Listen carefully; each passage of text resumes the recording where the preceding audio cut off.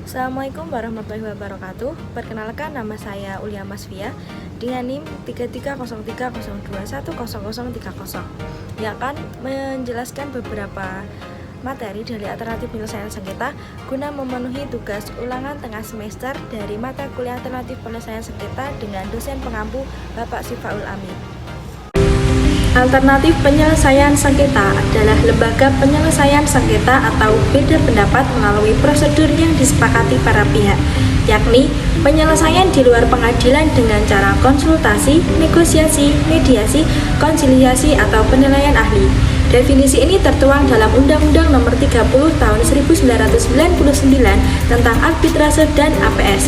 Dengan begitu, merujuk pada undang-undang ini, alternatif penyelesaian sengketa adalah penyelesaian sengketa di luar pengadilan berdasarkan kesepakatan dengan mengesampingkan penyelesaian secara litigasi di pengadilan. Kemudian, bentuk-bentuk alternatif penyelesaian sengketa yaitu yang pertama adanya konsultasi, tindakan yang bersifat personal antara pihak yang disebut dengan klien dan pihak lain yang merupakan konsultan, yang memberikan pendapatnya untuk memenuhi keperluan dan kebutuhan klien tersebut. Kedua, negosiasi, penyelesaian sengketa melalui diskusi atau musyawarah secara langsung antara pihak yang bersengketa. Yang ketiga, mediasi. Penyelesaian ini melibatkan pihak ketiga yang disebut mediator sebagai penengah. Keempat, konsiliasi, yaitu upaya mempertemukan pihak yang bersengketa untuk menyelesaikan sengketa secara negosiasi dengan melibatkan pihak ketiga yang disebut konsiliator. Dan terakhir, penilaian ahli, upaya penyelesaian sengketa ini dengan menunjuk ahli yang relevan untuk memberikan pendapatnya terhadap sengketa yang terjadi. Penyelesaian sengketa melalui litigasi dan non-litigasi. Keduanya memiliki perbedaan mendasar dalam pendekatan dan prosesnya. Yang pertama yaitu litigasi. Penyelesaian sengketa yang dilakukan ini di pengadilan. Prosesnya formal yang melibatkan pengajuan tuntutan ke pengadilan. Pihak yang bersengketa menyerahkan keputusan kepada hakim atau juri. Proses ini memakan waktu, biaya, dan seringkali memerlukan bantuan pengacara. Keputusan pengadilan bersifat mengikat dan harus dipatuhi oleh para pihak. Yang kedua yaitu non-litigasi. Pendekatan melibatkan pendekatan di luar pengadilan seperti negosiasi, mediasi, atau arbitrase. Pihak yang bersengketa berusaha menyelesaikan sengketa secara damai. Proses ini cenderung lebih cepat, lebih fleksibel, dan tidak memakan biaya yang banyak dibandingkan litigasi. Keputusan biasanya dihasilkan melalui kesepakatan bersama atau keputusan mediator. Tahap dan tata cara mediasi. Pada pelaksanaan mediasi di pengadilan, tahapan atau prosedur mediasi dibagi menjadi dua. Yang pertama, tahapan pramediasi, yaitu merupakan tahapan sebelum dilaksanakannya proses mediasi. Di dalamnya menjelaskan kewajiban para pihak untuk hadir dan beritikat baik pada mediasi, pemilihan mediator serta batas waktunya dan pemanggilan para pihak. Yang kedua, proses mediasi merupakan tahapan di mana mediator memulai melakukan proses mediasi dengan ruang lingkup yang tidak terbatas, hanya pada gugatan dan petitum gugatan. Proses mediasi ini antara lain pertemuan mediator dengan kedua belah pihak, pertemuan mediator dengan salah satu pihak, penyerahan resum perkara, keterlibatan ahli dan tokoh masyarakat, serta kesepakatan mediasi. Tata cara mediasi yang A, pihak pelapor mendaftarkan kasusnya. Yang B, melakukan pemilihan mediator. C, mediator membahas prosedur mediasi dengan para pihak. D, adanya pertemuan awal mediator dengan pihak-pihak yang bersengketa. E, pertemuan mediasi. F, melalui tahap diskusi. Dan terakhir G, tahap penyelesaian mediasi. Penyelesaian sengketa melalui negosiasi melibatkan berbagai langkah dan mekanisme untuk mencapai kesepakatan antara pihak-pihak yang bersengketa.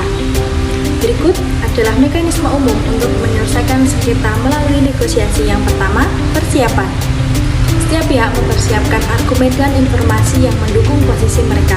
Identifikasi kepentingan, kebutuhan, dan tujuan masing-masing pihak untuk mencapai kesepakatan yang memuaskan. Yang kedua, adanya pendekatan awal. Pihak-pihak yang bersengketa mengajukan tawaran atau permintaan untuk membuka pembicaraan. Pendekatan awal ini mungkin berisi proposal penyelesaian atau permintaan untuk berunding lebih lanjut. Yang ketiga, diskusi dan tawar-menawar. Para pihak terlibat dalam diskusi terbuka untuk memahami perspektif masing-masing.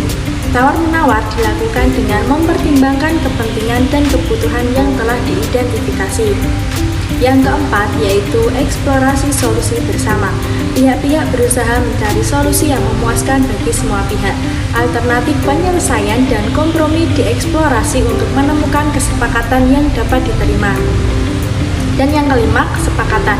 Jika tercapai kesepakatan, pihak-pihak menyusun kesepakatan secara tertulis yang mencakup detail penyelesaian. Kesepakatan tersebut dianggap sah jika disetujui oleh semua pihak. Kemudian yang keenam, implementasi dan penyelesaian. Kesepakatan yang dicapai diimplementasikan sesuai dengan ketentuan yang disepakati. Pihak-pihak menyelesaikan sengketa sesuai dengan kesepakatan yang telah dibuat.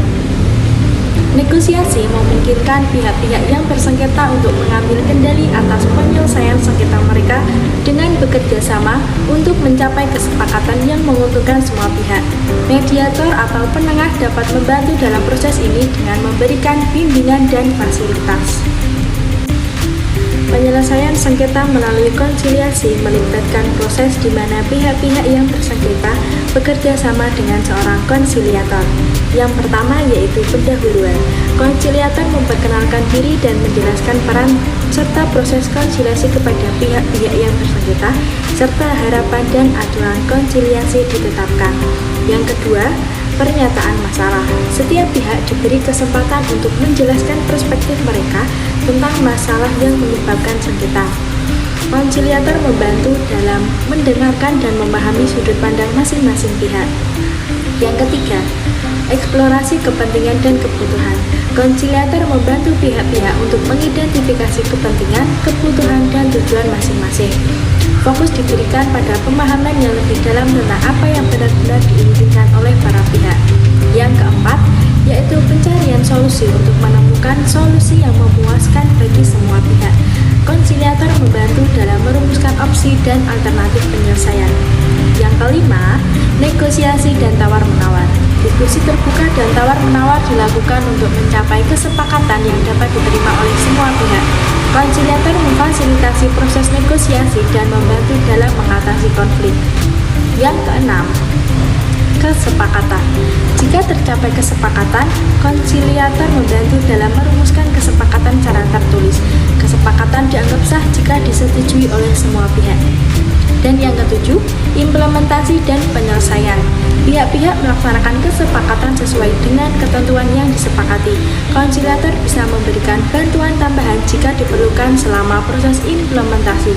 Dalam konsiliasi, konsiliator berperan sebagai mediator yang netral dan membantu pihak-pihak yang bersengketa untuk berkomunikasi secara efektif dan mencapai penyelesaian yang memuaskan.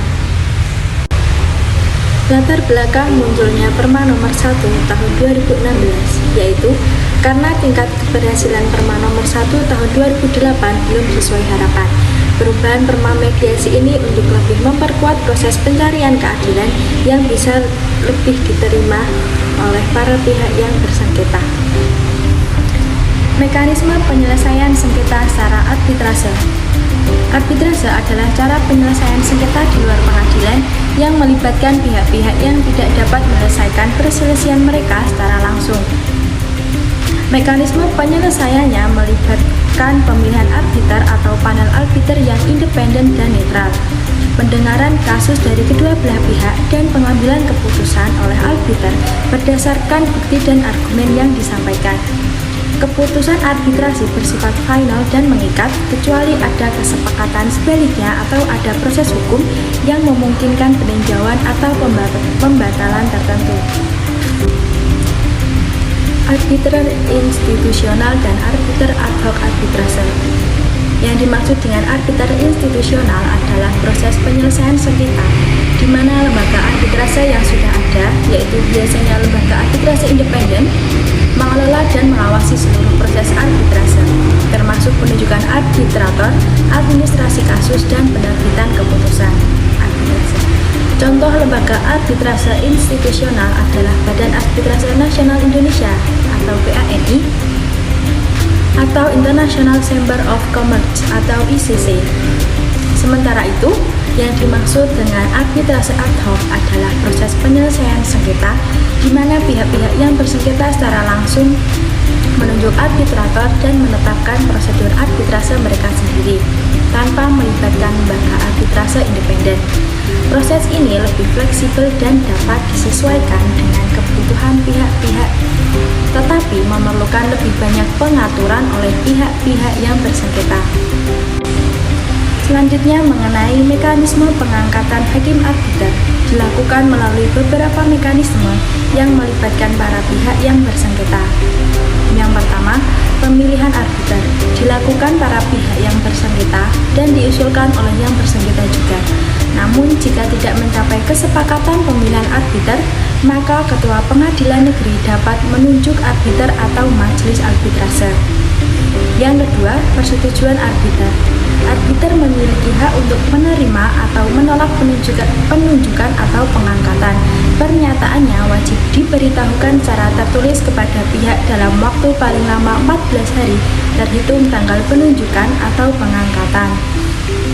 Dan yang ketiga, syarat kompetensi pengangkatan arbiter, yaitu memiliki pengalaman serta menguasai secara aktif di bidangnya paling sedikit 15 tahun. Hakim, jaksa, panitera, dan pejabat peradilan lainnya tidak dapat diangkat atau ditunjuk sebagai arbiter.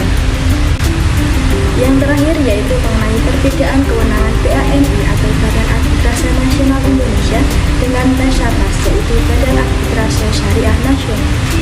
BANI atau Badan Arbitrase Nasional Indonesia memiliki kewenangan untuk menyelesaikan sengketa-sengketa umum di Indonesia yang meliputi sengketa bisnis, perdagangan, konstruksi, dan lain-lain.